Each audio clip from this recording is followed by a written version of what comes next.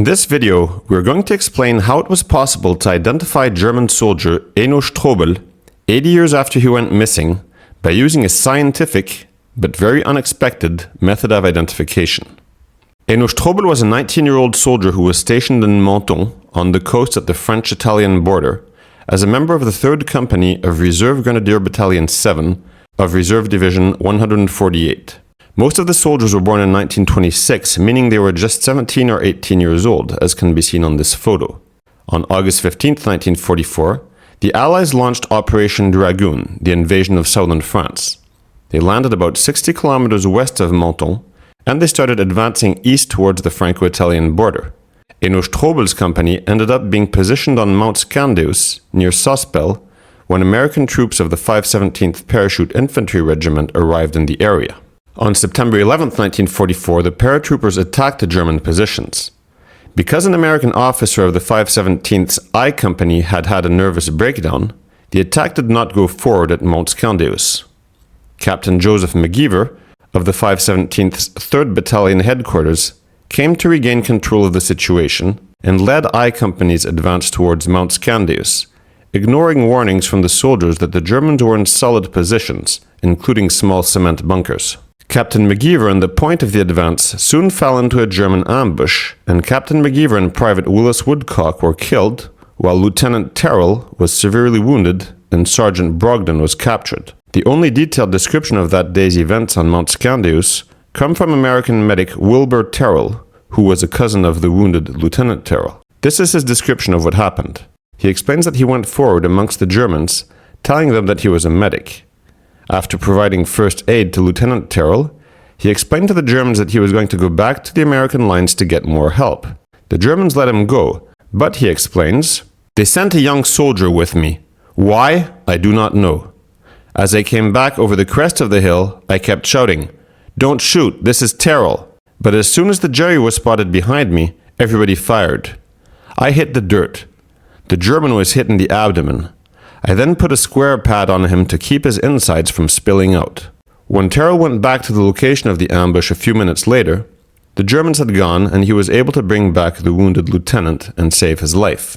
Following these events of September 11, 1944, Enno Strobel was reported missing in action, and his company commander, Lieutenant Schoka, sent this letter back to his family. Sehr geehrter Herr Strobel, als Kompaniechef Ihres Sohnes Enno muss ich Ihnen leider die traurige Mitteilung machen, dass Ihr Sohn, der Grenadier Enno Strobel, seit dem 11.09.1944 auf dem Mont Scandeious, Mittelmeeralpen, Südfrankreich, vermisst ist. Wahrscheinlich in amerikanische Gefangenschaft geraten. Er hat getreu seinem Fahneneide seine soldatische Pflicht für Führer und Vaterland bis zum letzten Augenblick erfüllt. Möge Ihnen die Gewissheit, dass Ihr Sohn für die Größe des Großdeutschen Reiches gekämpft hat, die Kraft geben, das schwere Leid, das Sie betroffen hat, zu überwinden. Heil Hitler, Sroka, Oberleutnant und Kompaniechef. This letter was the last news that Enno's parents ever received about their son. As time went by, it turned out that he was not a prisoner of the Americans. Graves registration teams who combed southern France after the war looking for the bodies of those who had been killed in action also found no trace of him.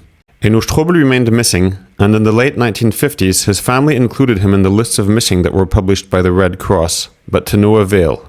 I have carefully studied all the Red Cross missing lists for the Nice region. In 2012, I was visiting Danier Cemetery, where all the Germans from southeastern France have now been regrouped. And when I saw the name Enno Strobel on a grave, Strobel with a U, it immediately sounded familiar. The fact that no date of birth or rank were shown on the grave meant that the soldier was in fact not identified. Somebody had handed this body to the Germans after the war, saying he was Enno Strobel, but the Germans found no soldier of this name in their archives, so they reburied him under this partial and apparently incorrect identity. It seemed pretty obvious to me that Enno Strobel with a U was in fact probably the missing Enno Strobel with an O, so I investigated both men. To summarize, Enno Strobel went missing on September 11, 1944 at Mount Scandeious, here. The next day, September 12th, the mysterious Enno Strobel appeared at the US military cemetery near Draguignan, here. Indeed, the Americans didn't just take care of their own bodies, but also of those of Allied soldiers and of some enemy soldiers, particularly those who had died of wounds after being captured. The American list of burials shows that Enno Strobel was found with no identification tag, which explains that if the Americans had misspelled his name, it would have been difficult for the Germans to identify him later on. The Americans had presumably found out his name from his Soldbuch, or army paybook, in which all inscriptions were manuscript, explaining why the Americans could easily have misread the name.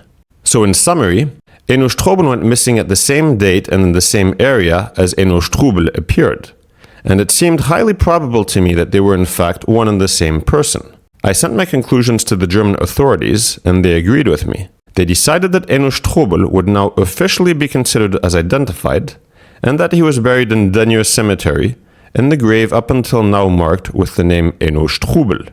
I considered this a great success, but this identification, though officially sanctioned by the German authorities, was in fact only based on circumstantial evidence. The body had not been identified by any scientifically recognized method.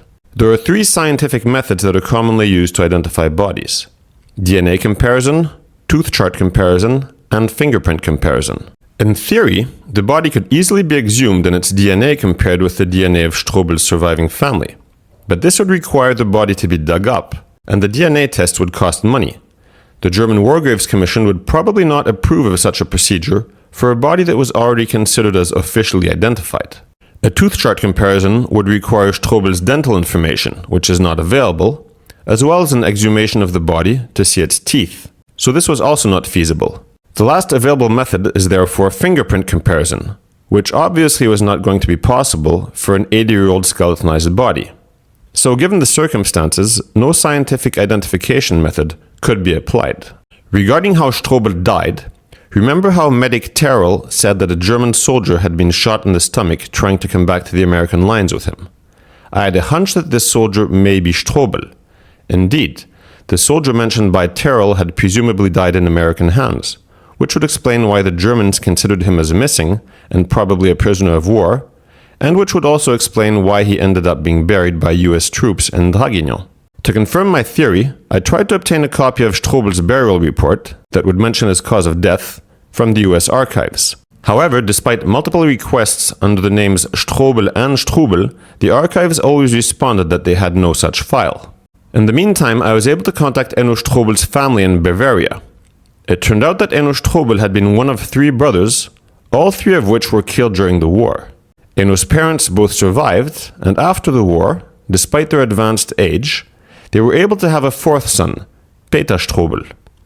Peter Strobel still lives in the family home, and in 2022 he invited me to visit him and his family in Germany.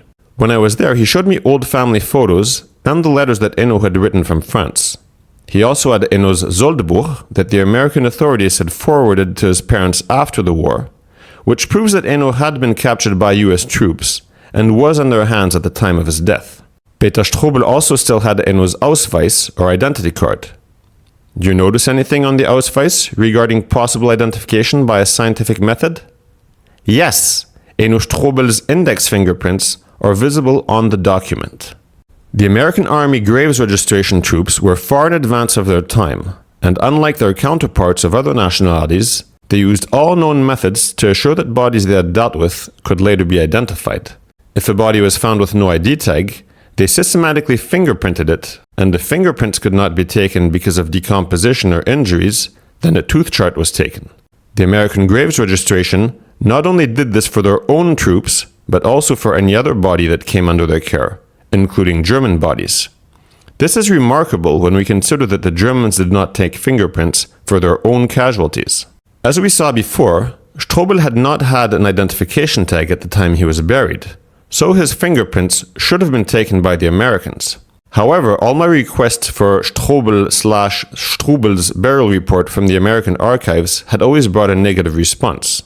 In 2025, I heard that all the World War II burial reports had been transferred from Fort Knox, Kentucky, to the National Archives in St. Louis. Thinking that they may have found some lost files during the move, I once again made a request for Strobel's burial file, and I finally received it a few weeks later. The email arrived in my inbox at 11 p.m., and I immediately jumped out of bed to examine the burial file. Sure enough, it had Enno Strobel's fingerprints on it, including the print of one finger that seemed to have been injured. A cursory comparison of the fingerprints taken by the Americans and of Strobel's fingerprints from his Ausweis showed that they seemed to be the same. I later sent the prints to Inspector Gaillard of the Scientific Police, who confirmed they belonged to the same person by finding 12 matching areas on each index print. 80 years after he had been reported missing in action, Enno Strobel had now been identified with certainty with the use of a scientific method, fingerprints. I have never heard of a similar case concerning a World War II soldier. The burial report showed that Strobel had been killed by a gunshot to the abdomen, just like the German who was shot while accompanying American medic Terrell. Only 3 soldiers from Strobel's company were reported missing on September 11, 1944. The 2 others, who were both Polish, had probably deserted, and in any case they turned up uninjured in an American prisoner of war camp. Strobel is therefore apparently the only person who could have been accompanying Terrell, and the fact that he was shot in the abdomen, just like Terrell describes, further consolidates this hypothesis. Why was Strobel accompanying Terrell? Strobel's work is listed as being an orthopedic technician. Presumably, Strobel knew some basics about medicine and first aid. Is this why he was accompanying medic Terrell? Had he been trying to help the American medic at the time he was shot? Identifying Enno Strobel and confirming the official identification by his fingerprints has been one of the greatest satisfactions of my life. So was meeting Enno Strobel's brother, Peter. One question that people ask me very often about this World War II research is what the point is to still identify these soldiers after 80 years, because people think that there's no more families, that even children might have died in the meantime and stuff. But that's not actually the case, and now I'm with the brother of a soldier called Enno Strobel, and he's going to tell us why it's important for him that his brother was identified relatively recently. Okay, Herr Strobel, können Sie mir sagen, die Geschichte von Ihrer Familie während dem Krieg und wann Sie geboren sind und wann einer von Ihren Brüdern identifiziert war und warum das wichtig für Ihre Familie ist? Ja, ich bin 1948 zur Welt gekommen, nach dem Krieg, nachdem meine Eltern keine Kinder mehr hatten, weil sie hatten 3 Söhne, die 1923, 24 und 25 geboren wurden. Mein Vater war im Krieg und meine 3 Brüder wurden nacheinander, wie sie 17 Jahre alt waren, wurden auch zum Krieg eingezogen. Und die 3 Brüder sind alle im Krieg geblieben. Einer ist in Russland gefallen, einer ist in Polen vermisst und einer, der Enno Strobel, der war dann in Südfrankreich vermisst. Wir haben leider keine Informationen, wo das genau war und was mit ihm passiert ist. Und seit 2012 im Jahr 2012 hat dann Jean-Luc mit mir Kontakt aufgenommen und wollte wissen, ob ich Informationen zu meinem Bruder habe. Und ich konnte dann mit alten Briefen und Bildern, und ich habe inzwischen dann auch das Soldbuch von ihm gefunden, belegen, wo er überall war. Und dann hat mir Jean-Luc gezeigt, wo das Grab ist. Das war in Dagneux, in einem Soldatenfriedhof. Da sind wir dann zusammen mit meiner Frau 2015 nach Dagneux gefahren und haben das Grab gefunden und hatten endlich ein Zeichen von meinem Bruder, dass der gestorben ist und bestattet wurde.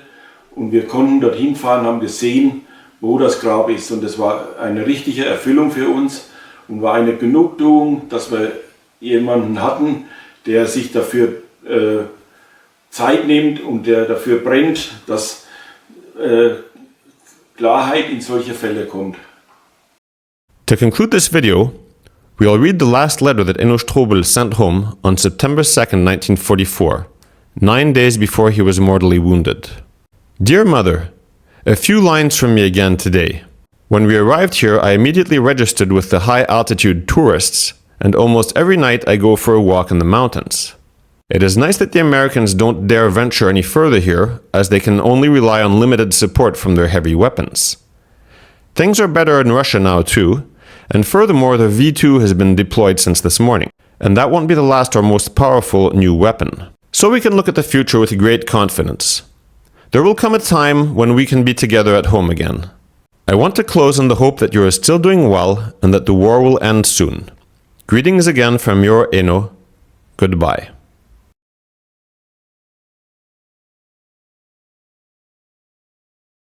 And to close the video, as always, if any of you needs help regarding World War II research, you're free to contact me at the email address shown.